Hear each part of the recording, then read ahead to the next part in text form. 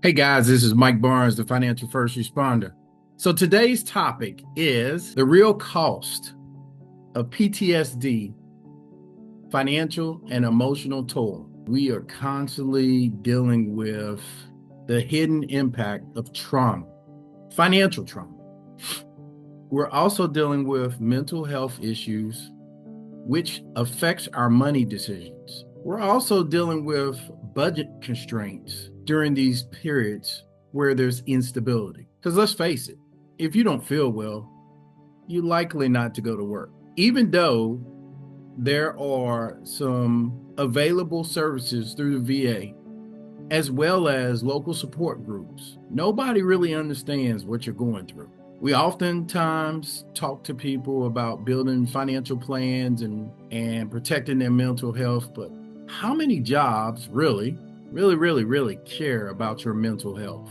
So, with that said, this is going to be a little serious note. What if I told you that PTSD could drain your bank account just as fast as it drains your energy? We know the symptoms. Those of us that have been deployed, those of us have been in stressful situations, things that we can't get over, things that we can't forget. We understand the impact. Most people in the world don't, unless they've gone through it. The statistics are high that in the United States military, a lot of people who are suffering PTSD, I think the quote is 22 personnel a minute, either contemplate or committed in our armed forces. And you pile that on top of being a first responder, it kind of gets higher. Why? Because we see those things happening. So, just in case you didn't know, I'm Mike Barnes, the financial first responder. I am a part of the LEO community, law enforcement community, as well as a veteran between the Marine Corps and the Army. That's why I'm here talking to you about this today. So, the first thing that I wanted to talk to you about is this hidden financial impact of trauma. You see, people lose or have lost income because they're not able to or have the ability to work because of the symptoms of PTSD, which could affect reduced overtime. It could cause them to retire early, or it could completely change your career.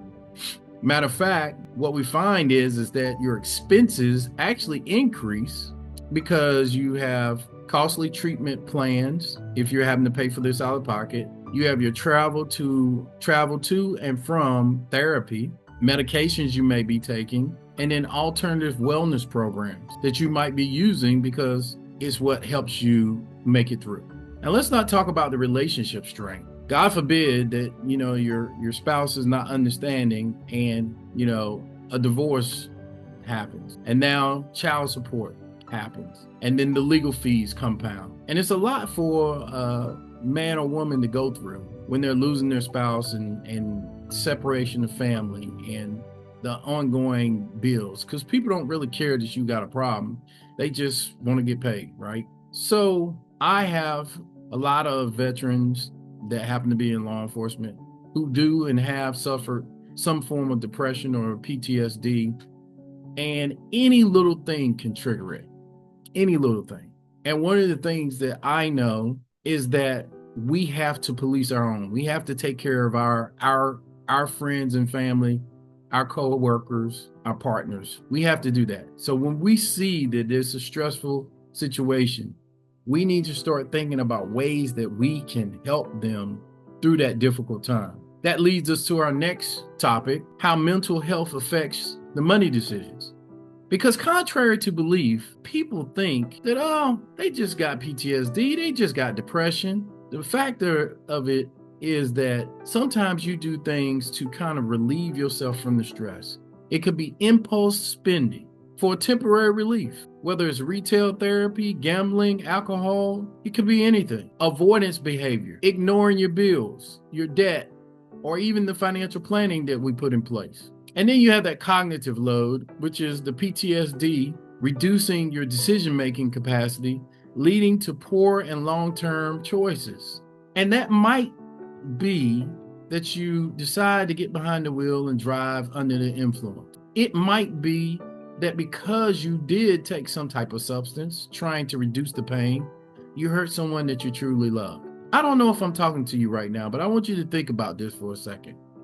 It's okay to get help. See, these emotional triggers can lead to high-risk financial moves, and especially when you're under stress. Which leads me to topic number 3. And I know I'm being deep and I'm being heavy right now, but I really want somebody who needs help to get help, because we rather talk to you than talk about you. Budgeting during periods of instability. See, stabilization of a budget, keeping the essentials running when life feels chaotic. And I want you to think about this. Most people, especially homeless veterans, they've gone through some form of traumatic experience, which a lot of people look at them and they say, well, I don't understand how they could sleep on the street, or how they could be the way that they're going, not washing, not shaving, not being a part of society. When you're in your darkest moments, you don't understand what you will allow yourself to do.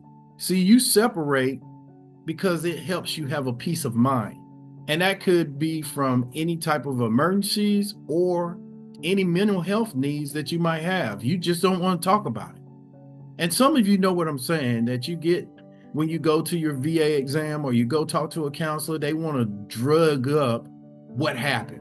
They want you to relive the story. They want you to talk about it, because in their mind, because they've never been through it, all they've seen is TV, it will help you heal if you talk about it. Well, I can tell you, nothing that I've seen has helped me heal in the 20 plus years. They're still vivid up here. So how do you plan around those unpredictable income swings? Well, we talked about, you have overtime, you have your disability pay, you have your VA compensation. Those are some things that are calculated or added to your salary.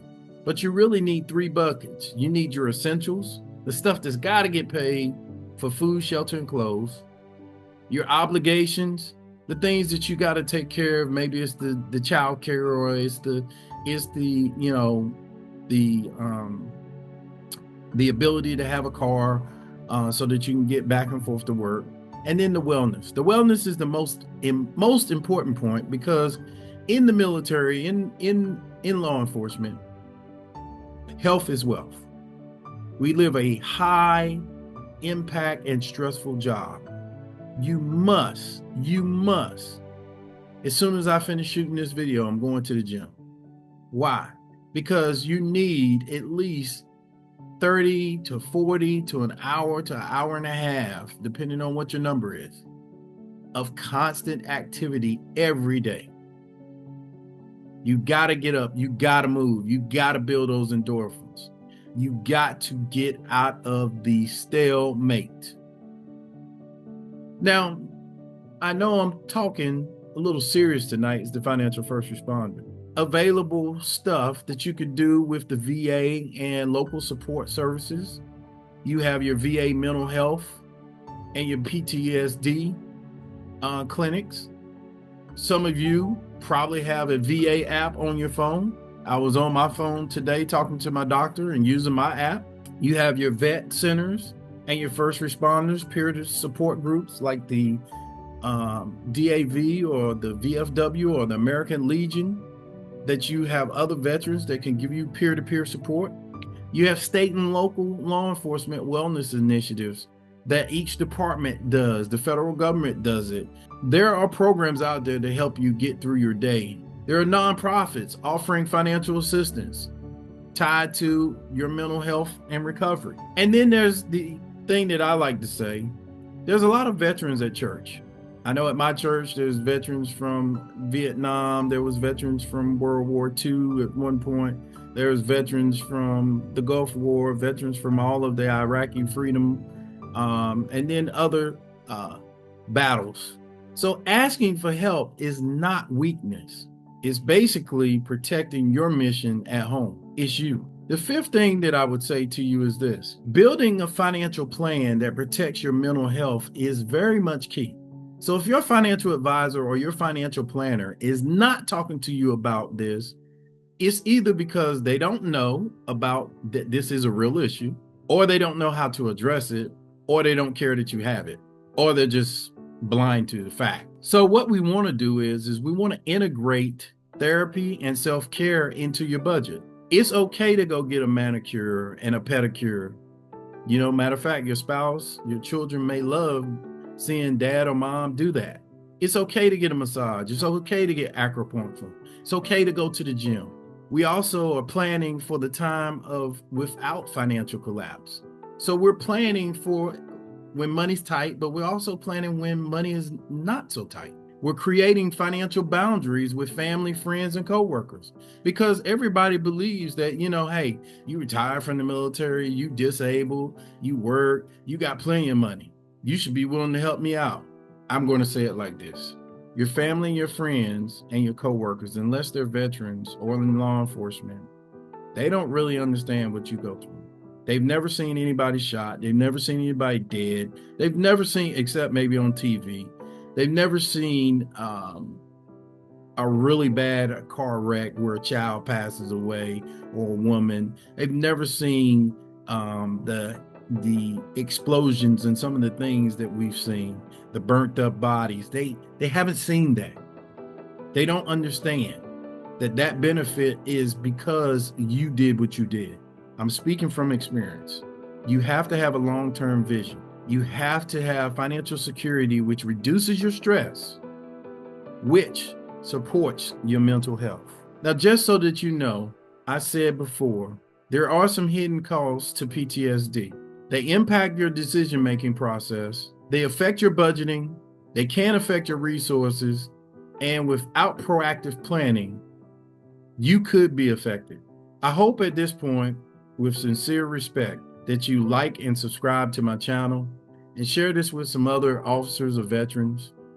And remember, you protect others for a living. Protect your peace and your wallet with the same urgency. Look, this is Mike Barnes, the financial first responder. Please like and subscribe my channel. I look forward to talking to you, and God bless.